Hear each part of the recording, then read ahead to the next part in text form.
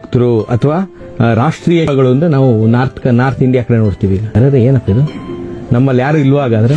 ಈ Shivaji Maharashtra north India ಎಲ್ಲ ಇನ್ನು ಕಾಡ್ ಕಗ್ಗತ್ಲಲ್ಲಿ ಇದ್ದಂತ ಕಾಲದಲ್ಲಿ ನಮ್ಮ ಇನ್ಮುಡಿ ಪುಲಿಕೇಶಿಯ ಮೊಮ್ಮಗನಾದಂಥ 2ನೇ ವಿಕ್ರಮಾದಿತ್ಯ ಬಾದಾಮಿಯಲ್ಲಿ ಕೂತ್ಕೊಂಡು ಅಫ್ಘಾನಿಸ್ತಾನದವರೆಗೆ ಆಳ್ತಾ ಇದ್ದ. 150 ವರ್ಷಗಳ ಕಾಲ ನಮ್ಮ ಕನ್ನಡದ ದೊರೆಗಳೇ ಈ ಅರಬ್ರನ್ನ ತಡೆದವರು. ಎಲ್ಲಾರು ಇತಿಹಾಸದಲ್ಲಿ ದಾಖಲಾಗಿದೆಯಾ? 800 ಬಾಗ್ಲೂರು ಮುಖ್ಯ ರಸ್ತೆಯಲ್ಲಿ BBMP ಅವರು ಒಂದು ತಪಸ್ಸು ಯಾರ್ಡ್ ಮಾಡ್ಕೊಂಡಿದೆ. ಇಡೀ ಭಾರತವನ್ನೆಲ್ಲ ಆಳದಂತ ವಿಲಿಯಂ ಲ್ಯಾಂಬ್ಡನ್ನು ಅಳೆಯೋದಕ್ಕೆ ಶುರು ಮಾಡಿದಂತ ಮೊದಲ ಜನ.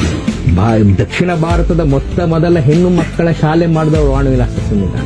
ಆಧುನಿಕ ವೈದ್ಯ ಪದ್ಧತಿ ಅಳಿಸ್ಕೊಂಡು ಮೊದಲ ಆಸ್ಪತ್ರೆ ಕಟ್ಟಿದವರು ವಾಣಿವಿಲಾಸ ಸಂವಿಧಾನ. ದೊಡ್ಡ ಲಿಸ್ಟು.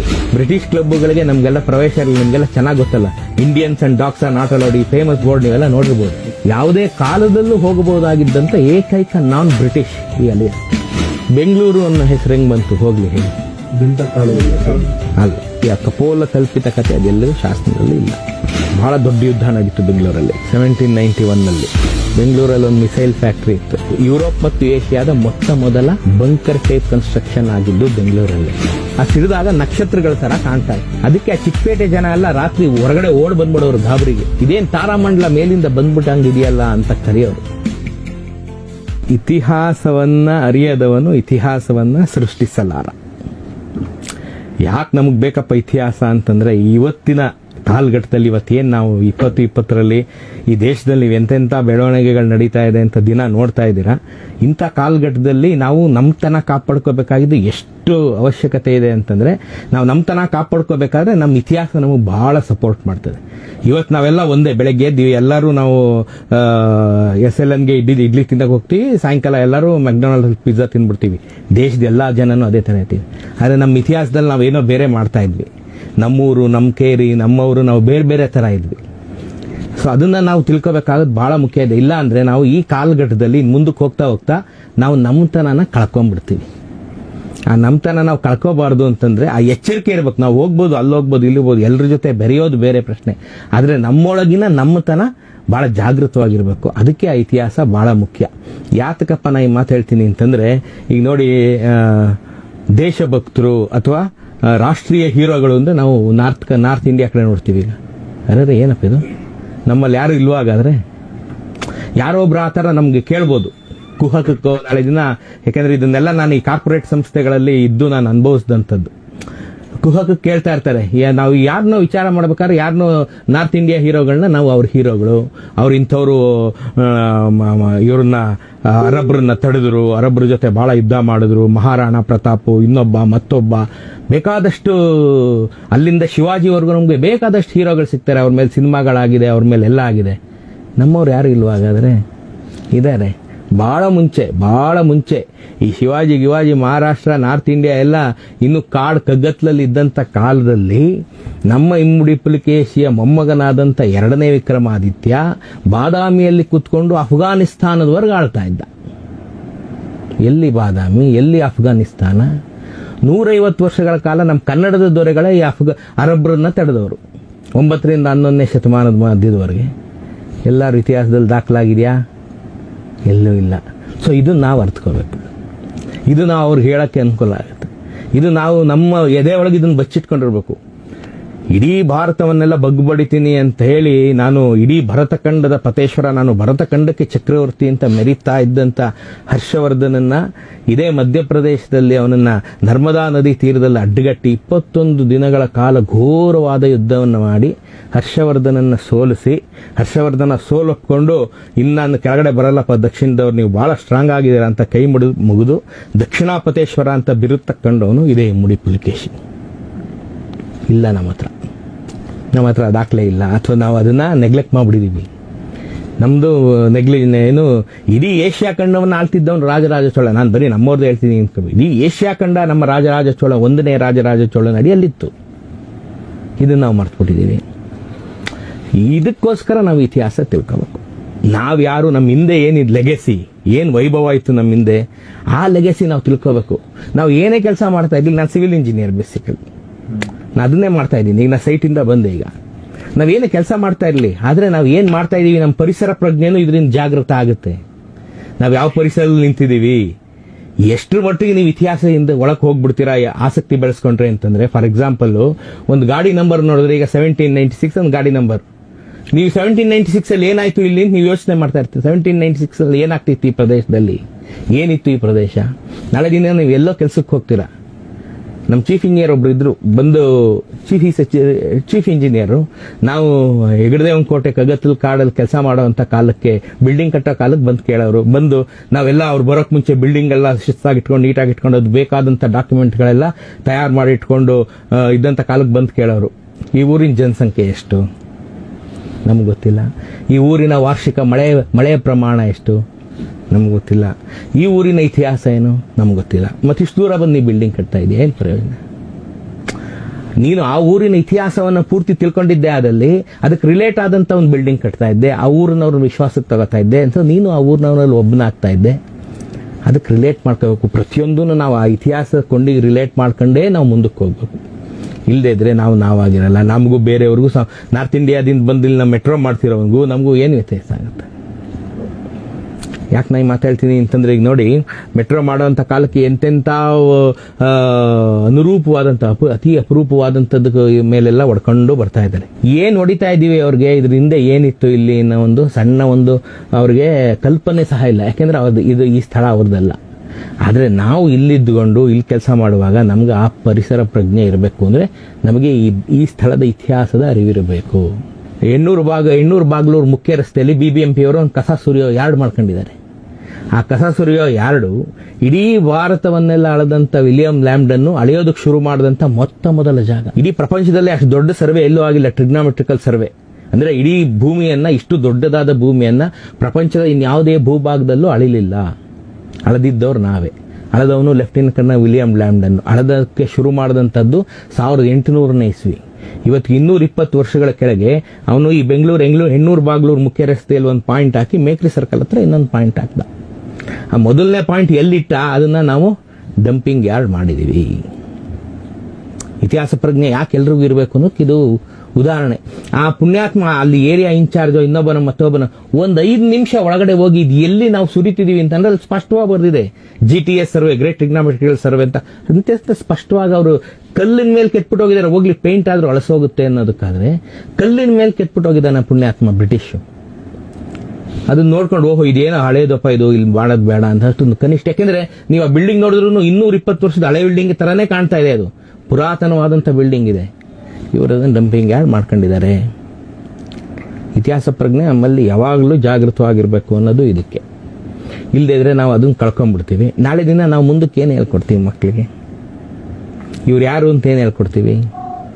ಮೈಸೂರಲ್ಲಿ ಒಂದು ಯಾಕೆ ಈ ಇತಿಹಾಸ ಪ್ರಜ್ಞೆ ಎಲ್ಲಿ ಜಾಗೃತ ಆಯಿತು ನನಗೆ ಅಂತ ನಂದೇ ಒಂದು ಎಕ್ಸಾಂಪಲ್ ಹೇಳ್ತೀನಿ. ಮೈಸೂರಲ್ಲಿ ಮೈಸೂರು ಕೋರ್ಟ್ ಎದುರುಗಡೆ ಒಂದು ರಸ್ತೆ ಹೋಗುತ್ತೆ, ಮುಖ್ಯ ರಸ್ತೆ ಆ ಕಾಲಕ್ಕದು. ಅದು ವಾಣಿವಿಲಾಸ ರಸ್ತೆ ಅಂತ ಅದರ ಹೆಸರು. ವಾಣಿವಿಲಾಸ ರಸ್ತೆನ ಆಗಿನ ರಾಜಕಾರಣಿಗಳು ಈಗ ಒಂದು 25 ವರ್ಷದ ಕೆಳಗೆ ಒಂದು ಚೂರು ಕೊನೆಯ ಒಂದು ಅರ್ಧ ಕಿಲೋಮೀಟರ್ನ ಅಗಲೀಕರಣ ಮಾಡಿ ಅದನ್ನ ಮಹಾತ್ಮ ಗಾಂಧಿ ರಸ್ತೆ ಅಂತ ಹೆಸರಿಟ್ರು. ಆಗ ಸ್ವಲ್ಪ ನಾನು ಮೈಸೂರಲ್ಲಿ ಸ್ವಲ್ಪ ಜಾಗೃತ ಆಯಿತು, ಸ್ವಲ್ಪ ಕೆರೆದೆ. ಮಹಾತ್ಮ ಗಾಂಧಿ ರಸ್ತೆ ನಿಮ್ಗೆಲ್ಲ ಊರಲ್ಲಿ ಸಿಗುತ್ತೆ. ಮಹಾತ್ಮ ಗಾಂಧಿ ಸರ್ಕಲ್ ರಸ್ತೆಗಳು ಇಡೀ ಭಾರತದಲ್ಲೆಲ್ಲ ಸಿಗುತ್ತೆ. ನೀವು ಆಮೇಲೆ ಎಲ್ಲಿ ಬೇಕಾದ್ರೆ ಇಟ್ಕೋಬಹುದು. ಯಾವುದೇ ಪ್ರಮುಖವಾದ ಸರ್ಕಲ್ ಮಹಾತ್ಮ ಗಾಂಧಿ ರಸ್ತೆ ಅಂತ ಇಟ್ಕೊಂಡು ನೀವು ಗೌರವಿಸಬಹುದು. ವಾಣಿವಿಲಾಸ ರಸ್ತೆಯನ್ನ ತೆಗೆದು ಇಟ್ರಲ್ಲ, ಸೊ ವಾಣಿವಿಲಾಸ ಸನ್ನಿಧಾನ ಅಂದ್ರೆ ಯಾರು? ಈಗ ನಿಮ್ಮನ್ನೇ ಕೇಳ್ತೀನಿ, ಹೇಳಿ ಯಾರು? ವಾಣಿವಿಲಾಸ ಅವರು ನಮ್ಮ ಹಿರಿಯೂರು ಭಾಗದಲ್ಲಿ ನಿಮ್ಮ ಮನೆ ಅವ್ರ ಹೆಸರಲ್ಲೇ ಇಟ್ಟಿದ್ದಾರೆ. ಕಪ್ಪ ಅವರು ಚಿನ್ನ ಅಡವಿಟ್ಟು ಕಟ್ಟಿರೋದೇ ವಾಣಿವಿಲಾಸ ಅಲ್ವಾ? ಈ ವಾಣಿವಿಲಾಸ ಸನ್ನಿಧಾನ ಯಾರಪ್ಪ ಅಂದ್ರೆ ಇಡೀ ಏಷ್ಯಾ ಖಂಡಕ್ಕೇನೆ ಮೊದಲಿಗೆ ನಮ್ಗೆ ಈ ಬೆಳಕು ತಂದುಕೊಟ್ಟಂತ ಮಹಾತಾಯಿ, ವಿದ್ಯುತ್ ಶಕ್ತಿ ಕೊಟ್ಟಂತ ಮಹಾತಾಯಿ ವಾಣಿವಿಲಾಸ ಸನ್ನಿಧಾನ. 1905ರಲ್ಲಿ ಇಡೀ ಏಷ್ಯಾದಲ್ಲಿ ಬೆಂಗಳೂರಿಗೆ ಮೊದಲ ಬಾರಿಗೆ ವಿದ್ಯುತ್ ಶಕ್ತಿ ಬಂತು. ಅದನ್ನು ತತ್ಕೊಂಡಂತ ಮಹಾತಾಯಿ ವಾಣಿವಿಲಾಸ ಸನ್ನಿಧಾನ. ಮಾರಿಕಣಿವೆ ಡ್ಯಾಮ್ ಕಟ್ಟಿದಂತ ತಾಯಿ ವಾಣಿವಿಲಾಸ ಸನ್ನಿಧಾನ. ಶಿಂಷಾ ಪ್ರಾಜೆಕ್ಟ್ ಮಾಡಿದಂಥವ್ರು ವಾಣಿವಿಲಾಸ ಸನ್ನಿಧಾನ. ದಕ್ಷಿಣ ಭಾರತದ ಮೊದಲ ಹೆಣ್ಣು ಮಕ್ಕಳ ಶಾಲೆ ಮಾಡಿದವರು ವಾಣಿವಿಲಾಸ ಸನ್ನಿಧಾನ. ಆಧುನಿಕ ವೈದ್ಯ ಪದ್ಧತಿ ಅಳಿಸ್ಕೊಂಡು ಮೊದಲ ಆಸ್ಪತ್ರೆ ಕಟ್ಟಿದವರು ವಾಣಿವಿಲಾಸ ಸನ್ನಿಧಾನ. ದೊಡ್ಡ ಲಿಸ್ಟು. ಆ ಹೆಸರು ಕಿತ್ಬಿಟ್ಟು ನೀವು ಮಹಾತ್ಮ ಗಾಂಧಿ ಅಂತ ಇಟ್ಬಿಟ್ರಿ. ಮಹಾತ್ಮ ಗಾಂಧಿ ಸಣ್ಣವರಲ್ಲ, ದೊಡ್ಡವರೇ. ಆದ್ರೆ ಇರೋ ಹೆಸರು ಕೀಳ್ಬೇಕಾದಂತ ನೋವು. ಆಮೇಲೆ ಅದು ಹೋಗ್ಬಿಟ್ರೆ ನೀವು ಮುಂದಿನ ಜನರೇಷನ್ ವಾಣಿವಿಲಾಸ ಸನ್ನಿಧಾನ ನಿಮಗೆ ಗೊತ್ತಿರಲ್ವಲ್ಲ. ಅದಕ್ಕಾಗಿ ನೀವು ತಿಳ್ಕೋಬೇಕು ವಾಣಿ ವಿಲಾಸ ಸನ್ನಿಧಾನ ಯಾರು, ಆವಾಗ ಆ ಹೆಸರು ಮೇಲೆ ಗೌರವ ಬರುತ್ತೆ. ಪ್ರತಿಯೊಂದು ಇವತ್ತಿನ ಕಾಲಕ್ಕೆ ಬಿಡಿ, ಒಂದು ಬಸ್ ಸ್ಟ್ಯಾಂಡ್ ಕಟ್ಬಿಟ್ಟು 50 ಫೋಟೋ ಹಾಕಿರ್ತಾರೆ, ಒಂದು ಬಸ್ ಶೆಲ್ಟರ್ ಕಟ್ಬಿಟ್ಟು ಹತ್ತಡಿ ಶೆಲ್ಟರ್ಗೆ 50 ಫೋಟೋ ಇರುತ್ತೆ. ಅವತ್ತಿನ ಕಾಲಕ್ಕೆ ಮಹಾನಗರಗಳನ್ನೇ ಕಟ್ಟಿದ್ರು. 200, 150, 120 ವರ್ಷಗಳ ಕೆಳಗೆ ಬ್ರಿಟಿಷ್ ನಿಯೋಗ ಭಾರತಕ್ಕೆ ಬಂದು 525 ಸಂಸ್ಥಾನಗಳನ್ನ ಇದನ್ನ ಮಾಡ್ತಾ ಇತ್ತು. ಏನ್ ಹೇಳ್ತಾರೆ ಅದಕ್ಕೆ, ವ್ಯಾಲ್ಯೂಯೇಷನ್ ಮಾಡ್ತಾ ಇತ್ತು. ಯಾವ ಸಂಸ್ಥಾನ ಯಾವ ರೇಟಿಂಗಲ್ಲಿದೆ, ಎಷ್ಟು ಬದುಕಲು ಯೋಗ್ಯವಾದಂಥ ಸಂಸ್ಥಾನಗಳು ಅಂತ. ಪ್ರತಿ ವರ್ಷ ಮೊದಲನೇ ರ್ಯಾಂಕಿನಲ್ಲಿ ನಮ್ಮ ಮೈಸೂರು ಸಂಸ್ಥಾನ ಬರ್ತಾ ಇತ್ತು. 500 ಸಂಸ್ಥಾನಗಳು. ಮೈಸೂರು ಸಂಸ್ಥಾನ ಅಂದರೆ 9 ಜಿಲ್ಲೆಗಳು ಬೆಂಗಳೂರನ್ನ ಒಳಗೊಂಡಂತೆ 9 ಜಿಲ್ಲೆಗಳನ್ನು ಕೂಡಿಸಿದಂಥ ಮೈಸೂರು ಸಂಸ್ಥಾನ ಪ್ರತಿ ಬಾರಿ ಮೊದಲನೇ ಸ್ಥಾನದಲ್ಲಿ ಇರ್ತಾ ಇತ್ತು. ಇವತ್ತಿಗೂ ನೀವು ನೋಡ್ಬೋದು 100-200 ಅಡಿ ರಸ್ತೆಗಳು ಮೈಸೂರಿನಲ್ಲಿ. ಬುಲೆವಾರ್ಡ್ ರಸ್ತೆ ಅಂತ ಒಂದು ಬುಲೆವಾರ್ಡ್ ರಸ್ತೆ ಇದೆ. ಅವರು ಫ್ರೆಂಚಿನ್ ಬುಲೆವಾರ್ಡ್ ರಸ್ತೆಯನ್ನು ಕಲ್ಪನೆ ತಂದಿದ್ದೆ ಮೈಸೂರು ಮಹಾರಾಜರು. ಮಧ್ಯದಲ್ಲಿ ಪಾರ್ಕು, ಆ ಕಡೆ ಈ ಕಡೆ ರಸ್ತೆ, ಪುನಃ ಆ ಕಡೆ ಈ ಕಡೆ ಪಾರ್ಕು ರಸ್ತೆ ಪಾರ್ಕು. ಇಂಥ ಒಂದು ಅದ್ಭುತವಾದಂಥ ಜೋಡಿ ರಸ್ತೆ ಕಲ್ಪನೆ ತಂದವರು ಮೈಸೂರು ಮಹಾರಾಜರು ಮೊದಲ ಬಾರಿಗೆ. ಬುಲೆವಾರ್ಡ್ ರಸ್ತೆ ಅಂತ ಗೊತ್ತಿತ್ತ ಯಾರಿಗಾದ್ರು? ಗೊತ್ತಿಲ್ಲ. ಸೊ ಬುಲೆವಾರ್ಡ್ ರಸ್ತೆ ಅಂತ ತೆಗೆದ್ಬಿಟ್ರೆ ಹೋಯ್ತು. ಸೊ ಇದನ್ನೆಲ್ಲ ನಮ್ಮ ಇತಿಹಾಸದಲ್ಲಿ ಬಹಳ ಎಷ್ಟು ಅದ್ಭುತವಾದಂಥ ಇತಿಹಾಸ, ಎಷ್ಟು ರೋಮಾಂಚಕಾರಿಯಾದಂಥ ಇತಿಹಾಸ ನಮ್ಮ ಹಿಂದೆ ಇದೆ ಅಂತಂದ್ರೆ ನಮ್ದೇ ಸಾಕು ನಮ್ಗೆ. ನೀವು ಭಾರತ ತಿಳ್ಕೊಳಕ್ ಇನ್ನೂ ಒಂದು ಜನ್ಮ ಎತ್ತಬೇಕಾಗ್ಬೋದೇನೋ, ನಮ್ದೇ ತಿಳ್ಕೊಳಕ್ ಹೋಗ್ಬಿಟ್ರೆ ಈ ಜನ್ಮದಲ್ಲಿ ನಾವು ಅಷ್ಟೂ ಕಲಿಯಕ್ಕಾಗಲ್ಲ. ಯಾತಕ್ಕೆ ನಮ್ದು ಭಾರತದ ಇತಿಹಾಸ ಸಂಪೂರ್ಣವಾಗಿ ನಾವು ತಿಳ್ಕೋಬೇಕಾದ್ದು ಎಲ್ಲ ಭಾರತೀಯರ ಜವಾಬ್ದಾರಿ ಅದರಲ್ಲಿ. ಆದರೆ ಭಾರತೀಯತೆಯ ಹುಚ್ಚಿನಲ್ಲಿ ನಾವು ನಮ್ಮತನವನ್ನ ಕಳ್ಕೊಳ್ಬಾರ್ದು, ಸ್ಥಳೀಯ ಇತಿಹಾಸವನ್ನ ಕಡೆಗಣಿಸಬಾರ್ದು. ನಾವು ಹುಟ್ಟಿದ ಮನೆ ನಾವು ಮರಿಬಾರ್ದು. ಅದು ಹೆಂಚಿನ ಮನೆ ಇರ್ಬೋದು, ಮಾಡಿ ಮನೆ, ಈಗ ನೀವು ದೊಡ್ಡ ಅಪಾರ್ಟ್ಮೆಂಟ್ ಅಲ್ಲಿ ಇರ್ಬೋದು. ಆದರೆ ಅದರ ಜೊತೆಗಿರುವಂಥ ಭಾವನಾತ್ಮಕ ಸಂಬಂಧಗಳನ್ನು ಕಳ್ಕೋಬಾರ್ದು. ಈ ಪತ್ರಕರ್ತರಿಗೆ ಯಾಕಪ್ಪ ಅಷ್ಟು ಇಂಪಾರ್ಟೆಂಟ್ ಅನ್ನೋದು ಒಂದೊಳ್ಳೆ ಪ್ರಶ್ನೆ ಸರ್ ಕೇಳಿದ್ರು. ಯಾಕೆ ಇಂಪಾರ್ಟೆಂಟ್ ಅಂದ್ರೆ ನಾಳೆ ನೀವು ಎಲ್ಲೋ ವರದಿ ಮಾಡಕ್ ಹೋಗ್ತೀರಿ ಅಂತ ಇಟ್ಕೊಳ್ಳಿ, ಆ ಜಾಗ ಇನ್ನೊಂದು ಐತಿಹಾಸಿಕವಾಗಿ ಬಹಳ ಪ್ರಮುಖವಾದಂಥ ಜಾಗ ಆಗಿರುತ್ತೆ. ಅಂತ ಜಾಗದಲ್ಲಿ ನೀವು ಇನ್ನೇನೋ ಘಟನೆ ವರದಿ ಮಾಡಕ್ ಹೋದಾಗ ಆ ಜಾಗದ ಮಹಿಮೆನೂ ನಿಮ್ಗೆ ಗೊತ್ತಿರಬೇಕಾದದ್ದು ಬಹಳ ಅತ್ಯವಶ್ಯಕವಾದದ್ದು. ಅಂಥದ್ದೊಂದು ಜಾಗದಲ್ಲಿ ನೀವು ನಿಂತ್ಕೊಂಡು ವರದಿ ಮಾಡ್ತಾ ಇರ್ತೀರಾ ಬಹುಶಃ. ಈ ಫಾರ್ ಎಕ್ಸಾಂಪಲ್ ನೀವು ನೋಡಿಲ್ಲ ಗೊತ್ತಿಲ್ಲ, ಮೇಕ್ರಿ ಸರ್ಕಲ್ ನೀವು ನಿಂತಿರ್ತೀರಾ. ನೀವು ನೋಡಿದೀರಾ ಮೇಕ್ರಿ ಸರ್ಕಲ್? ನೋಡಿದೀರಾ? ಮೇಕ್ರಿ ಅನ್ನೋರು ಇನಾಯತುಲ್ಲಾ ಮೇಕ್ರಿ ಅಂತ ಒಬ್ಬ ಸೌದಿ ಅರೇಬಿಯಾದ ಒಬ್ಬ ಕಾಂಟ್ರಾಕ್ಟರ್. ಭಾರತಕ್ಕೆ ಕಾಂಟ್ರಾಕ್ಟ್ ಮಾಡಿಸೋದಕ್ಕೆ ಅಂತ ಬಂದ್ರು ಅಂತ, ಬಿಸ್ನೆಸ್ ಮಾಡಿಸೋದಕ್ಕೆ ಬಂದ್ರು ಅಂತ ನಾವು ಹೇಳ್ಬೋದು. ಕಾಂಟ್ರಾಕ್ಟರು ಮತ್ತೆ ಇನ್ನಿತರ ವ್ಯಾಪಾರಾಭಿವೃದ್ಧಿಗೆ ಭಾರತಕ್ಕೆ ಬಂದಂತ ಇನಾಯತುಲ್ಲಾ ಮೇಕ್ರಿ ಒಂದಿನ ಇವತ್ತಿನ ಹೆಬ್ಬಾಳ ಪ್ರದೇಶ ಎಲ್ಲಿ ಮೇಕ್ರಿ ಸರ್ಕಲ್ ಇದೆ ಅಲ್ಲಿ ನಿಂತ್ಕೊಂಡು ನೋಡ್ತಿದ್ದಾಗ ಹೆಬ್ಬಾಳದಿಂದ ಊರೊಳಗೆ ಬರ್ಬೇಕಾದ್ರೆ ಅಲ್ಲೊಂದು ದಿಬ್ಬ ಇತ್ತು. ಆ ದಿಬ್ಬದ ಮೇಲೆ ಆವತ್ತಿನ ಚಕ್ಕಡಿ ಗಾಡಿಲಿ ಎತ್ತುಗಳು ಆ ದಿಬ್ಬ ಹತ್ಕೊಂಡ್ ಬರಬೇಕಿತ್ತು, ರಸ್ತೆ ಅನ್ನೋದಿರ್ಲಿಲ್ಲ. ಆ ಭಾರಕ್ಕೆ ಆ ಎತ್ತುಗಳು ಕುಸಿದೋಗಿ ಅದರ ಕಾಲುಗಳು ಮುರಿದೋಗ್ತಾ ಇತ್ತು. ಅಲ್ಲಿಂದ ಅಕ್ಕಿ ಬೇಳೆ ತರಕಾರಿ ಸಾಮಾನು ತರಬೇಕಿತ್ತಲ್ಲ, ಅವಾಗೆಲ್ಲ 100 ವರ್ಷದ ಕೆಳಗೆ ಯಾವುದು ಮೋಟಾರ್ ಇಲ್ಲದೆ ಇರೋ ಕಾಲ. ಹಳ್ಳಿಗಳಿಂದ ಬರುವಂತ ಎತ್ತಿನ ಗಾಡಿಗಳು ಅದರ ಭಾರವನ್ನು ತಡೆಯಲಾಗದೆ ಎತ್ತುಗಳ ಕಾಲು ಮುರಿದೋಗ್ತಕ್ಕಂಥ ಕಾಲದಲ್ಲಿ ಈ ದೃಶ್ಯವನ್ನ ಕಣ್ಣಾರೆ ಕಂಡಂತ ಇನಾಯತುಲ್ಲಾ ಮೇಕ್ರಿ ಈಗ 115 ವರ್ಷಗಳ ಹಿಂದೆ 10,000 ರೂಪಾಯಿಗಳನ್ನ ತನ್ನ ಜೇಬಿನಿಂದ ಖರ್ಚು ಮಾಡಿ ಆ ರಸ್ತೆ ಮಾಡಿಸ್ತಾರೆ. ಆ ಕಾಲಕ್ಕೆ ಇಲ್ಲಿ ದಿವಾನರಾಗಿದ್ದವರು ಮಿರ್ಜಾ ಇಸ್ಮಾಯಿಲ್ ಸಾಹೇಬರು. ತಕ್ಷಣ ನಾಲ್ವಡಿ ಕೃಷ್ಣರಾಜ ಒಡೆಯರ್ ಅವತ್ತಿನ ಸಂಸ್ಥಾನದ ಮಹಾರಾಜರ ಗಮನಕ್ಕೆ ತರ್ತಾರೆ. ಮಹಾರಾಜರು ಅದನ್ನ ತಂದು, ಓಹ್ ನನ್ನ ಸಾಮ್ರಾಜ್ಯದಲ್ಲೂ ಇಂಥವನೊಬ್ಬ ಇದಾನಲ್ಲಪ್ಪ ಅಂತೇಳಿ ಅಲ್ಲೊಂದು ಸರ್ಕಲ್, ಮುಂಚೆ ದೊಡ್ಡ ಸರ್ಕಲ್ ಇತ್ತು, ನೀವು ನೋಡಿದಿರೋ ಇಲ್ವೋ, ಈಗ ಅಂಡರ್ ಪಾಸ್ ಆಗೋಯ್ತು. ಅಲ್ಲೊಂದು ದೊಡ್ಡ ಸರ್ಕಲ್ ಇತ್ತು, ಮೇಕ್ರಿ ಸರ್ಕಲ್ಲೇ ಮಾಡಿ ಆ ರಸ್ತೆನ ಇನ್ನೂ ಇಂಪ್ರೂವ್ ಮಾಡಿ ಮಹಾರಾಜರು ಮೇಕ್ರಿ ಸರ್ಕಲ್ ಅಂತಾನೆ ಹೆಸರಿಡ್ತಾರೆ. ಹಾಗಾಗಿ ಅವರ ಹೆಸರು ಶಾಶ್ವತ ಆಯಿತು. ಆದ್ರೆ ಶಾಶ್ವತ ಮಾಡಿದ್ರು ಮಹಾರಾಜರು ಹೊರಟೋರು, ಮೇಕ್ರಿನ ಹೊರಟೋರು, ಎಲ್ಲ ಹೊರಟೋರು. ಈಗ ನಾವು ಮೇಕ್ರಿ ಅಂದ್ರೆ ಯಾರು ಅಂತ ತಿಳ್ಕೋಬೇಕೆ ಅಥವಾ ಏನು ಅಂತ ತಿಳ್ಕೋಬೇಕೆ? ಸೊ ಈಗ ನೀವು ಮೇಕ್ರಿ ಸರ್ಕಲ್ ಹತ್ರ ಏನೋ ರಿಪೋರ್ಟ್ ಮಾಡಕ್ಕೋ ಏನೋ ವರದಿ ಮಾಡಕ್ ಹೋದಾಗ ನಿಮ್ಗೆ ಈ ಇತಿಹಾಸದ ಅರಿವಿರಬೇಕು. ಆಗ ನೀವು ಯಾವುದೋ ಒಂದು ಪಾಯಿಂಟ್ ಅದನ್ನ ಅಲ್ಲಿ ಜೋಡಿಸಿ ಬರೆದ್ರೆ ನಿಮ್ಗೆ ಇರೋ ವರದಿಗೆ ಬರೋ ಫ್ಲೇವರೇ ಬೇರೆ ಆಗೋದು. ಅದೇ ತರ ಅಲಿಯಸ್ಕರ್ ರಸ್ತೆ. ಅಲಿಯಸ್ಕರ್ ಯಾರು? ಮಹಾನ್ ವ್ಯಕ್ತಿ ಅಲಿಯಸ್ಕರ್. ಬೆಂಗಳೂರಿನಲ್ಲಿ 300ಕ್ಕೂ ಅಧಿಕ ಕಟ್ಟಡಗಳನ್ನು ಹೊಂದಿದ್ದಂತ ಶ್ರೀಮಂತ. ಎಲ್ಲದಕ್ಕಿಂತ ಹೆಚ್ಚಾಗಿ ಅಲಿಯಸ್ಕರ್ 5 ತಲೆಮಾರು ನಮ್ಮ ಭಾರತ ದೇಶದ ಸೇವೆಯನ್ನ ಇವತ್ತಿಗೂ ಮಾಡ್ತಾ ಇರತಕ್ಕಂತ ಒಂದು ಕುಟುಂಬ. 1821ರಲ್ಲಿ ಪರ್ಷಿಯಾದಿಂದ ಬಂದಂತ ಅಲಿಯಸ್ಕರ್ ಶಿರಾಜಿ, ಪರ್ಷಿಯಾದ ಊರಾದಂತ ಶಿರಾಜಿ ಅನ್ನೋ ಊರಿಂದ ಬೆಂಗಳೂರಿಗೆ ಬಂದು ಬೆಂಗಳೂರಿಗೆ ಮನಸೋತು ಇಲ್ಲೇ ಸೆಟ್ಲ್ ಆಗಿ ಕುದುರೆಗಳ ವ್ಯಾಪಾರಕ್ಕೆ ಅಂತ ಬಂದಂತ ವ್ಯಕ್ತಿ. ಇಡೀ ಭಾರತದಲ್ಲಿದ್ದ ಬ್ರಿಟಿಷರಿಗೆಲ್ಲ ಸ್ನೇಹವನ್ನು ಸಂಪಾದನೆ ಮಾಡ್ಕೊಂಡು ಮಾರ್ಕ್ ಕಬ್ಬನ್ನಿಂದ ಹಿಡಿದು ಲಾರ್ಡ್ ಮಾರ್ನಿಂಗ್ಟನ್ವರೆಗೆ ಎಲ್ಲರನ್ನು ಸ್ನೇಹವನ್ನು ಸಂಪಾದನೆ ಮಾಡ್ಕೊಂಡು ಎಲ್ರಿಗೂ ಕುದುರೆಗಳನ್ನು ಮಾರಿ ಅದೇ ಕಾಲಕ್ಕೆ ಮಹಾರಾಜರಾಗಿದ್ದಂಥ 3ನೇ ಕೃಷ್ಣರಾಜ ಒಡೆಯರ ಫ್ರೆಂಡ್ ಮಾಡಿಕೊಂಡು ಆಗ ಮಹಾರಾಜರಿಂದ ಬ್ರಿಟಿಷರು ಅಧಿಕಾರವನ್ನು ಕಿತ್ಕೊಂಡಿರ್ತಾರೆ. ಅದನ್ನು ವಾಪಸ್ ಕೊಡಿಸೋದಕ್ಕೆ ಇನ್ಫ್ಲೂಯೆನ್ಸ್ ಮಾಡಿದಂಥ ವ್ಯಕ್ತಿ ಅಲಿ ಅಸ್ಗರ್ ಸಾಹೇಬ್. ಬ್ರಿಟಿಷರಿಗೆ ಯಾಕೆ ಅವ್ರು ಕಿತ್ಕೊಂಡಿರೋ ವಾಪಸ್ ಕೊಡಿ, ನೀವು ಅವ್ರ ಸಿಂಹಾಸನ ಯಾಕೆ ಇಟ್ಕೊಂಡಿದ್ದಾರೆ, ನೀವು ವಾಪಸ್ ಕೊಡಿ ಅವ್ರ ಅಧಿಕಾರನ ಅಂತ ನೀವು ಒತ್ತಾಯ ಹಾಕಿದಂಥ ವ್ಯಕ್ತಿ ಅಲಿ ಅಸ್ಗರ್ ಸಾಹೇಬ್. ಬ್ರಿಟಿಷ್ ಕ್ಲಬ್ಗಳಿಗೆ ನಮಗೆಲ್ಲ ಪ್ರವೇಶ ಇರಲಿಲ್ಲ, ನಿಮಗೆಲ್ಲ ಚೆನ್ನಾಗಿ ಗೊತ್ತಲ್ಲ.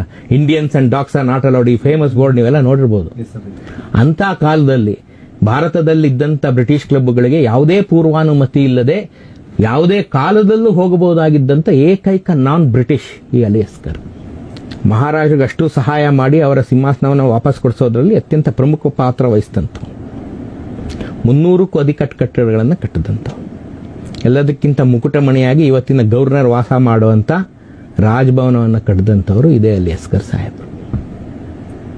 ಇವತ್ತು ನೀವೇನು ರಿಚ್ಮಂಡ್ ಟೌನು ಇನ್ಫೆಂಟ್ರಿ ರೋಡ್ ನೋಡ್ತಿರಲ್ಲ, ಆ ಏರಿಯಾ ಪೂರ್ತಿ ಅವ್ರದ್ದೇ ಸ್ವಂತ ಆಗಿತ್ತು, ಅಷ್ಟು ಅವ್ರದ್ದೇನೆ. ಅಲಿ ಅಸ್ಗರ್ ಮಗ ಮೊಹಮ್ಮದ್ ಆಗಾ ಮೊಹಮ್ಮದ್ ಅಂತ, ಆಗಾ ಜಾನ್ ಅಂತೇಳಿ ಮಹಾರಾಜ 10ನೇ ಚಾಮರಾಜೇಂದ್ರ ಒಡೆಯರು. ಚಾಮರಾಜೇಂದ್ರ ಒಡೆಯರ್ ಯಾರು? ಈಗ ನೀವು ಕಬ್ಬನ್ ಪಾರ್ಕ್ ಚಾಮರಾಜೇಂದ್ರ ಪಾರ್ಕ್ ಅಂತ ಇಟ್ಟಿದ್ದೀರಲ್ಲ, ಗೊತ್ತಿರ್ಬೇಕಲ್ಲ ನಿಮಗೆ. ಕಬ್ಬನ್ ಪಾರ್ಕಿಗೆ ಬ್ರಾಕೆಟಲ್ಲಿ ಚಾಮರಾಜೇಂದ್ರ ಪಾರ್ಕ್ ಅಂತ ಇಟ್ಟಿದ್ದಾರೆ. ಆ ಚಾಮರಾಜೇಂದ್ರ ಒಡೆಯರು ಈ ಮುಮ್ಮಡಿ ಕೃಷ್ಣರಾಜ ಒಡೆಯರ್ ಮಗ. ಅವರ ಆಸ್ಥಾನದಲ್ಲಿ ಕಮಿಷನರ್ ಆಗಿದ್ದಂಥವ್ರು ಆಗಾ ಜಾನ್. ಅವ್ರ ಮಗನೇ ಮಿರ್ಜಾ ಇಸ್ಮಾಯಿಲ್ ಸಾಹೇಬರು. ಮಿರ್ಜಾ ಇಸ್ಮಾಯಿಲ್ ಗೊತ್ತಲ್ಲ, ದಿವಾನ್ ಆಫ್ ಮೈಸೂರು ಆಗಿದ್ದರು. ಅವ್ರ ಮಗ ಮೊಹಮ್ಮದ್ ಹಸ್ನೈನ್ ಮಿರ್ಜಾ ಅಂತೇಳಿ ಇವತ್ತಿನ ಭಾರತದ ಅತ್ಯುತ್ತಮ ಕುದುರೆ ತಜ್ಞರಲ್ಲಿ ಒಬ್ಬರು. ಅವ್ರ ಮಗ ಮಿಸ್ಟರ್ ಮಿರ್ಜಾ, ಇನ್ನೊಬ್ರು ಅವ್ರ ಹೆಸರು ನಂಗೆ ಬರ್ತಾಯಿತ್ತು, ಅವರು ಇವತ್ತಿನ ಭಾರತದ ಇಕ್ವೆಸ್ಟ್ರಿಯನ್ನಲ್ಲಿ ಒಲಿಂಪಿಕ್ ಚಾಂಪಿಯನ್. ಹೀಗೆ ಅವರ 5 ತಲೆಮಾರು ಭಾರತವನ್ನು ಪ್ರತಿನಿಧಿಸಿ ಸೇವೆಯನ್ನು ಮಾಡ್ತಾರೆ. ಸೊ ನೀವು ಒಂದು ಅಲಿ ಅಸ್ಗರ್ ರಸ್ತೆಗೆ ಹೋದರೆ ಇಷ್ಟೂ ನಿಮ್ಮ ತಲೆ ಒಳಗೆ ಬಂದ್ಬಿಡ್ಬೇಕು. ಆಗ ನೀವು ಅಲ್ಲಿ ನಿಮ್ಮದು ಒಳಗಡೆ ನೀವು ಬರೆಯೋವಂಥ ವರದಿ ಹೇಗಿರ್ತದೆ. ಸೊ ಹೀಗೆ ನಮ್ಮದೇ ಎಷ್ಟಿದೆ ನೋಡಿ. ನಾನು ಎಷ್ಟು ಬರೀ ಒಂದು ಬೆಂಗಳೂರದೇ ನೀವು ಒಂದು 10 ವರ್ಷ ಓದ್ಬೋದಾದಷ್ಟು ಇತಿಹಾಸ ಇರುವಂಥ ಕಾಲಕ್ಕೆ ನಾವು ಯಾವುದೋ ಒಂದು ಐಕಾನ್ ಬೇಕು, ಯಾವುದೋ ಒಬ್ಬ ಮಾದರಿ ಬೇಕು, ಯಾವನೋ ಒಬ್ಬ ನಮಗೆ ರೋಲ್ ಮಾಡಲ್ ಬೇಕು ಅಂದರೆ ಇನ್ಯಾರನ್ನು ನೋಡ್ತೀವಿ. ಎಷ್ಟು ಹಳೆಯದು ಬೆಂಗಳೂರು? ಬೆಂಗಳೂರು ಅನ್ನೋ ಹೆಸರು ಹೆಂಗೆ ಬಂತು ಹೋಗ್ಲಿ ಹೇಳಿ? ಅಲ್ಲ, ಬೆಂಗಳೂರು ಅನ್ನೋ ಹೆಸರು ಬೆಂದಕಾಳೂರು ಅನ್ನೋದು ಬರೆದು ಒಂದು ಸಣ್ಣ ಕತೆ, ಅದಕ್ಕೆ ಕಪೋಲ ಕಲ್ಪಿತ ಕತೆ, ಅದೆಲ್ಲವೂ ಶಾಸನದಲ್ಲಿ ಇಲ್ಲ. 151ನೇ ಇಸ್ವಿನಲ್ಲಿ ಬೆಂಗಳೂರಿನ ಅತ್ಯಂತ ಪುರಾತನ ದೇವಸ್ಥಾನ ಬೇಗೂರಿನ ಪಂಚಲಿಂಗೇಶ್ವರನ ದೇವಸ್ಥಾನ, ಬೇಗೂರು ಇದೆಯಲ್ಲ ಎಲೆಕ್ಟ್ರಾನ್ ಸಿಟಿ ಹತ್ರ, ಅದೇ ಓಲ್ಡೆಸ್ಟ್ ಟೆಂಪಲ್. ಅಲ್ಲಿ ಬೆಂಗಳೂರಿನ ಕಾಳಗದಲ್ಲಿ ಈ ಊರನ್ನು ನಿನಗೆ ಕಾಣಿಕೆಯಾಗಿ ಕೊಟ್ಟೆ ಅಂತ ಗಂಗರ ಅರಸನಾದಂಥ ಶ್ರೀ ಪುರುಷ ಒಂದು ಶಾಸನ ಹಾಕಿದ್ದಾನೆ. ಹಾಗಾಗಿ ಬೆಂಗಳೂರು ಅನ್ನೋದು ಊರ ಹೆಸರು 1ನೇ ಶತಮಾನದಲ್ಲಿ ಇತ್ತು. ನೀವು ಆ ಕಡೆ ಹೋದಾಗ ನೋಡ್ಬೇಕದ್ನೆಲ್ಲ. ಒಂದು ಶಾಸನ ಅಲ್ಲಿದೆ, ಒಂದು ಶಾಸನ ಮ್ಯೂಸಿಯಂ, ವಿಶ್ವೇಶ್ವರ ಮ್ಯೂಸಿಯಂ, ಕಸ್ತೂರ್ಬಾ ರಸ್ತೆಯಲ್ಲಿ ಮ್ಯೂಸಿಯಂ ಇದೆಯಲ್ಲ, ಅದರೊಳಗೂ ಒಂದು ಶಾಸನ ಇಟ್ಟಿದ್ದಾರೆ. ಅದಾದ್ಮೇಲೆ ನಮ್ಮ ದೊಂಬ್ಳೂರು ಒಳಗಡೆ ಅದನ್ನ ದಿಂಬ್ಳೂರು ಅಂತ ಪುರಾತನವಾಗಿ ಕರಿತಾ ಇದ್ದು, ಈಗ ದೊಂಬ್ಳೂರು ಆಯ್ತು. ಅದರೊಳಗಡೆ ಚೊಕ್ಲಿಂಗೇಶ್ವರ ದೇವಸ್ಥಾನ ಅಂತ ಒಂದಿದೆ. ಅದರೊಳಗಡೆನೂ ಒಂದು ತಮಿಳಿನಲ್ಲಿ ಶಾಸನ ಬರೆದಿದ್ದಾರೆ ಆ ಫೌಂಡೇಶನ್ ಮೇಲೆ, ಬೆಂಗಳೂರಿನಲ್ಲಿರುವಂಥ ದೇವಸ್ಥಾನ ಅಂತ. ಅದು 6ನೇ ಶತಮಾನದ ದೇವಸ್ಥಾನ. ತುಂಬ ಪುರಾತನವಾಗಿ ಈ ಥರ 28ರಿಂದ 30 ಕಡೆ ಶಿಲಾಶಾಸನ, ತಾಮ್ರದ ಶಾಸನ ಮತ್ತು ತಾಳೆಗರಿಗಳಲ್ಲಿ ಬೆಂಗಳೂರು ಅನ್ನೋ ಊರಿನ ಪ್ರಸ್ತಾಪ ಆಗಿದೆ. ಹಾಗಾಗಿ ಬೆಂದಕಾಳೂರು, ಅದು ಬೆಂಗಾಡೂರು, ಅವೆಲ್ಲ ಯಾವುದೇ ಆಧಾರಗಳಿಲ್ಲದ ಕಥೆ, ಜನಪದ ಕಥೆ. ಇಂಥ ಸೂಕ್ಷ್ಮಗಳು ನೀವು ತಿಳ್ಕೋಬೇಕು. ಬೆಂಗಳೂರಲ್ಲಿ ಏನೇನಿದೆ ಅಂತ ತಿಳ್ಕೊಳ್ಳೋದೇ ಇನ್ನೊಂದು ಸಾಹಸ. ನೀವೆಲ್ಲಿ ಹೋಗ್ತಿದ್ದೀರಿ, ಆ ಹೋದಾಗ ಅಲ್ಲಿ ಏನಿರುತ್ತೆ. ಈಗ ನೀವು ಫ್ಲೈಓವರ್ ಹತ್ತುತ್ತಾ ಇದ್ದೀರಿ, ಶಿರ್ಸಿ ಸರ್ಕಲ್ ಪಕ್ಕದ ಫ್ಲೈಓವರು. ಆ ಫ್ಲೈಓವರ್ ಪಕ್ಕಕ್ಕೆ ಒಂದು ಬಿಲ್ಡಿಂಗ್ ರಿನೋವೇಟ್ ಮಾಡ್ತಾ ಇದ್ದಾರೆ, ಪೊಲೀಸ್ ಕ್ವಾರ್ಟರ್ಸ್ ಒಳಗಡೆ. ಅದು ಬೆಂಗಳೂರಿನ ಟೋಲ್ ಗೇಟ್ ಆಗಿತ್ತು, ಸುಂಕ ಕಲೆಕ್ಟ್ ಮಾಡುವಂಥ ಎಂಟ್ರಿ ಪಾಯಿಂಟ್ ಆಗಿತ್ತು. ಅದೊಂದೇ ಎಂಟ್ರಿ ಇತ್ತು ಬೆಂಗಳೂರಿಗೆ ಆಗ 1800 ಬ್ರಿಟಿಷರು ಕಟ್ಕೊಂಡಂಥ ಎಂಟ್ರಿ. ಬೆಂಗಳೂರಲ್ಲಿ ಒಂದು ಘೋರವಾದಂಥ ಯುದ್ಧ ನಡೀತು, ಬಹಳ ದೊಡ್ಡ ಯುದ್ಧ ನಡೀತು ಬೆಂಗಳೂರಲ್ಲಿ 1791ನಲ್ಲಿ. ಇವತ್ತಿನ KR ಮಾರ್ಕೆಟ್ ಏರಿಯಾ ಇದೆಯಲ್ಲ, ಅಲ್ಲೊಂದು ಕೆರೆ ಇತ್ತು, ಅದನ್ನ ಸಿದ್ದಿಕಟ್ಟೆ ಕೆರೆ ಅಂತ ಕರೀತಾ ಇದ್ರು. ಆ ಕೆರೆ ಪಕ್ಕದ ದಂಡೆನೇ ಸಿದ್ದಿಕಟ್ಟೆ. ಅದೇ ದಂಡೆ ಮೇಲೇನೆ, ಆ ಸಿದ್ದಿಕಟ್ಟೆ ದಂಡೆ ಮೇಲೇನೆ ಒಂದು ಮರದ ಪೋಲ್ ಹಾಕಿ 1905ರಲ್ಲಿ ಬೀದಿ ದೀಪವನ್ನು ಅಳವಡಿಸಲಾಯಿತು. ಅದೇ ಏಷ್ಯಾದ ಮೊತ್ತ ಮೊದಲ ಬೀದಿ ದೀಪ ನಮಗೆ ಬಂದಿದ್ದು. ಆ ಕೆರೆ ದಂಡೆನೆ ಸಮತಟ್ಟು ಮಾಡ್ಬಿಟ್ಟು KR ಮಾರ್ಕೆಟ್ ಕಟ್ಟಿದ್ರು. ಅದು ನಮ್ಮ ಕರ್ನಾಟಕದ ಮೊತ್ತ ಮೊದಲ ಶಾಪಿಂಗ್ ಮಾಲ್. ಯಾಕೆಂದ್ರೆ ಏರ್ಪಿನ್ ಹೆಲಿಕಾಪ್ಟರ್ ಎಲ್ಲ ಸಿಗ್ತಾ ಇತ್ತು ಅಲ್ಲಿ KR ಮಾರ್ಕೆಟಲ್ಲಿ. 1927ನಲ್ಲಿ KR ಮಾರ್ಕೆಟ್ ಕಟ್ಟಿದ್ರು, 28ಅಲ್ಲಿ ಜಾನ್ಸನ್ ಮಾರ್ಕೆಟ್ ಕಟ್ಟಿದ್ರು, 29ನಲ್ಲಿ ರಸಲ್ ಮಾರ್ಕೆಟ್ ಕಟ್ಟಿದ್ರು. 27, 28, 29 ಮೂರು market, Russell market, Johnson market, KR market. ಮೂರೂ ಆವತ್ತಿನ ಕಾಲದ ಶಾಪಿಂಗ್ ಮಾಲ್ಗಳ ಲೆಕ್ಕ. ಅಷ್ಟು ದೊಡ್ಡ ಮಾರ್ಕೆಟೇ ಎಲ್ಲೂ ಇರಲಿಲ್ಲ. ಆ ಬೀದಿ ದೀಪ ನೋಡೋದಕ್ಕೆ ಸುತ್ತಮುತ್ತಲ ಹಳ್ಳಿಗಳಿಂದ, ದಾವಣಗೆರೆಯಿಂದ ಅಷ್ಟು ಸುತ್ತಮುತ್ತಲ ಹಳ್ಳಿಗಳಿಂದ ಗಾಡಿ ಮಾಡ್ಕೊಂಡು ಬರೋರು ಈ ದೀಪ ನೋಡಕ್ ಬರೋರು. ದೀಪ ಇದೆಯಂತೆ, ಅದು ಹಿಂಗೋ ಎಲ್ಲೋ ಏನೋ ಮಾಡೋದು ಇದು ಹತ್ಕೊಂಡ್ಬಿಡುತ್ತಂತೆ ಅನ್ನೋದು, ಅದೇ ಒಂದು ಆಶ್ಚರ್ಯ ನಮ್ಮ ಜನ. ಆ ಕೆರೆ ಇತ್ತಲ್ಲ, ಆ ಕೆರೆ ಪಕ್ಕದಲ್ಲಿ ಬಲಗಡೆ ಒಂದು ಕೋಟೆ ಇತ್ತು. ಬೆಂಗಳೂರು ಕೋಟೆ ಅಂದ್ರೆ ಯಾವ್ದು ನೀವು ತೋರಿಸೋದು? ಫೋರ್ಟ್. ಅಲ್ಲಿ ಇನ್ನೂ 2 ಕೋಟೆ ಇತ್ತು.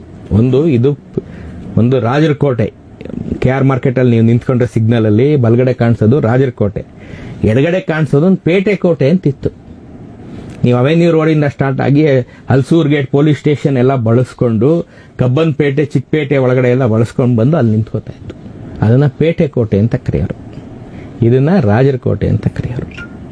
ಪೇಟೆ ಕೋಟೆ ಇಲ್ಲ, ಈಗ ಎಲ್ಲ ಹೋಯ್ತು. ರಾಜರ ಕೋಟೆ, ಅದು 2 ಕೋಟೆಗಳನ್ನು ಕಟ್ಟಿದವರು ಹಿರಿಕೆಂಪೇಗೌಡರು. ಮಣ್ಣಲ್ಲಿ ಕಟ್ಟಿದಂಥ ಕೋಟೆ ಇದು. ಮಣ್ಣಲ್ಲಿ ಕಟ್ಟಿದಂಥ ಕೋಟೆ ಎಲ್ಲ ಸೈಟ್ ಆಯಿತು, ಮನೆ ಆಯಿತು, ಅಂಗಡಿ ಆಯಿತು. ಇದನ್ನ ಆಮೇಲೆ ಬಂದಂಥ ಹೈದರ್ ಅಲಿ ಖಾನ್ ಅದನ್ನ ಕಲ್ಲಲ್ಲಿ ಕಟ್ಕೊಂಡಿದ್ದಕ್ಕೆ ಉಳ್ಕೋತು. ಬೆಂಗಳೂರು ಕೋಟೆ ಅಂದಾಗ ನಿಮ್ಗೆ 2 ಕೋಟೆ ಜ್ಞಾಪಕ ಬರಬೇಕು. ಮಾಕಿ ಡೀಟೇಲ್ಸ್ ಬೇಕಾದ್ರೆ ನೀವು ಓದ್ಕೋಬಹುದು. ಬಟ್ ಬೆಂಗಳೂರು ಕೋಟೆ ಅಂದ ತಕ್ಷಣ ನಿಮ್ಗೆ 2 ಕೋಟೆ ಜ್ಞಾಪಕ ಬರಬೇಕು. ಬೆಂಗಳೂರಲ್ಲಿ ಒಂದು ಮಿಸೈಲ್ ಫ್ಯಾಕ್ಟರಿ ಇತ್ತು. ಯುರೋಪ್ ಮತ್ತು ಏಷ್ಯಾದ ಮೊತ್ತ ಮೊದಲ ಬಂಕರ್ ಟೈಪ್ ಕನ್ಸ್ಟ್ರಕ್ಷನ್ ಆಗಿದ್ದು ಬೆಂಗಳೂರಲ್ಲೇ. ಕಲಾಸಿಪಾಳ್ಯಕ್ಕೆ ಹೋದ್ರೆ ನೀವು, ಕಲಾಸಿಪಾಳ್ಯದಲ್ಲಿ ಕೋಟೆ ವೆಂಕಟರಮಣ ಸ್ವಾಮಿ ಎದುರುಗಡೆ ಸರ್ಕಾರಿ ವೈದ್ಯಕೀಯ ಕಾಲೇಜ್ ಇದೆಯಲ್ಲ, ಅದ್ರ ಹಿಂಭಾಗದಲ್ಲಿದೆ ಅದು. ಟಿಪ್ಪು ಸುಲ್ತಾನ ಅದನ್ನ ಕಟ್ಟಿಸ್ದ. ಅದನ್ನ ಯಾತಿಗೆ ಕಟ್ಟಿಸ್ದಪ್ಪ ಅಂತಂದ್ರೆ, ಈ ಕಬ್ಬನ್ ಪೇಟೆ ಒಳಗಡೆ ತಾರಾಮಂಡಲ್ ಪೇಟೆ ಅಂತ ಒಂದು ಏರಿಯಾ ಇದೆ. ಇವತ್ತಿಗೂ ಅಲ್ಲಿ ಯಾರು ಕೇಳಿದ್ರು ನಿಮ್ಗೆ ಹೇಳಲ್ಲ ತಾರಾಮಂಡಲ್ ಪೇಟೆ ಅಂತ. ಯಾರೋ ಹಳಬರು, ನನ್ನಂಥವ್ರು ಯಾರೋ ವಯಸ್ಸಾಗಿರೋ ಸಿಕ್ಕಿದ್ರೆ ನಿಮ್ಗೆ ಹೇಳಿ ತೋರಿಸ್ತಾರೆ ಅಷ್ಟೇ. ಅಲ್ಲಿ ಒಂದು ಮಿಸೈಲ್ನ ಫ್ಯಾಕ್ಟರಿ ಇತ್ತು. ಫ್ರೆಂಚಿನ ವಿಜ್ಞಾನಿಗಳು, ಇಂಜಿನಿಯರ್ಗಳು ಮತ್ತು ನಮ್ಮ ಮೈಸೂರಿನವರು ಸೇರ್ಕೊಂಡು ಅಲ್ಲಿ ಆ ಫ್ಯಾಕ್ಟರಿನಲ್ಲಿ ರ್ಯಾಕೆಟ್ಗಳನ್ನು ತಯಾರು ಮಾಡ್ತಾ ಇದ್ರು. ಆ ರ್ಯಾಕೆಟ್ಗಳನ್ನು ತಯಾರು ಮಾಡಿಸಿದಂಥ ರ್ಯಾಕೆಟ್ಗಳನ್ನು ಹಾರಿಸುವಂಥ ಕಾಲಕ್ಕೆ ಅದು ಮೇಲೆ ಹೋಗಿ ಸಿಡಿತಾ ಇತ್ತಲ್ಲ, ಆ ಸಿಡಿದಾಗ ನಕ್ಷತ್ರಗಳ ಥರ ಕಾಣ್ತಾ ಇತ್ತು. ಅದಕ್ಕೆ ಆ ಚಿಕ್ಕಪೇಟೆ ಜನ ಎಲ್ಲ ರಾತ್ರಿ ಹೊರಗಡೆ ಓಡ್ ಬಂದ್ಬಿಡೋರು ಗಾಬರಿಗೆ. ಇದೇನು ಅವ್ರ ಜೀವನದಲ್ಲೇ ಅದನ್ನ ನೋಡಿಲ್ಲ. ಇದೇನು ತಾರಾಮಂಡಲ ಮೇಲಿಂದ ಬಂದ್ಬಿಟ್ಟಂಗೆ ಇದೆಯಲ್ಲ ಅಂತ ಕರೆಯೋರು. ಆಗಾಗ ಅಷ್ಟೇ ಆ ಏರಿಯಾಕ್ಕೆ ತಾರಾಮಂಡಲ ಪೇಟೆ ಅಂತ ಕರೀತಾರೆ. ಅಲ್ಲಿ ತಯಾರಿಸಿದಂಥ ರಾಕೆಟ್ನ ಕಲಾಸಿಪಾಳ್ಯದಲ್ಲಿ ಶೇಖರಣೆ ಮಾಡಲಾಗ್ತಾ ಇತ್ತು. ಅದನ್ನ ವಶಪಡಿಸ್ಕೊಂಡಂತ ಬ್ರಿಟಿಷರು 7,000 ರಾಕೆಟ್ಗಳನ್ನು ಇಲ್ಲಿಂದ ತಗೊಂಡೋದು. ಆ ಬಂಕರ್ ಟೈಪ್ ಕನ್ಸ್ಟ್ರಕ್ಷನ್ ಅನ್ನು ನೋಡಿ ತಾವು ಮೊದಲನೇ ವಿಶ್ವ ಯುದ್ಧದಲ್ಲಿ ತಾವು ಆ ಬಂಕರ್ಗಳನ್ನು ಕಟ್ಟಿಕೊಂಡು ಈ 7,000 ರಾಕೆಟ್ಗಳನ್ನು ಜರ್ಮನ್ನರ ಮೇಲೆ ಪ್ರಯೋಗಿಸಿ ಮೊದಲನೇ ಯುದ್ಧವನ್ನು ಗೆದ್ದುಕೊಂಡ್ರು. ಸೊ ಇದೆಲ್ಲ ಮಾಡಿದ್ದು ನಾವು. ಸೊ ನಮ್ಗೆ ಆ ಹೆಮ್ಮೆ ಇರಬೇಕು. ನಮ್ಮ ಇತಿಹಾಸ ಎಷ್ಟು ಸ್ಟ್ರಾಂಗ್ ಆಗಿದೆ ಅಂತ ನಾವು ತಿಳ್ಕೋಬೇಕಾಗಿದ್ದು ಇದಕ್ಕೆ.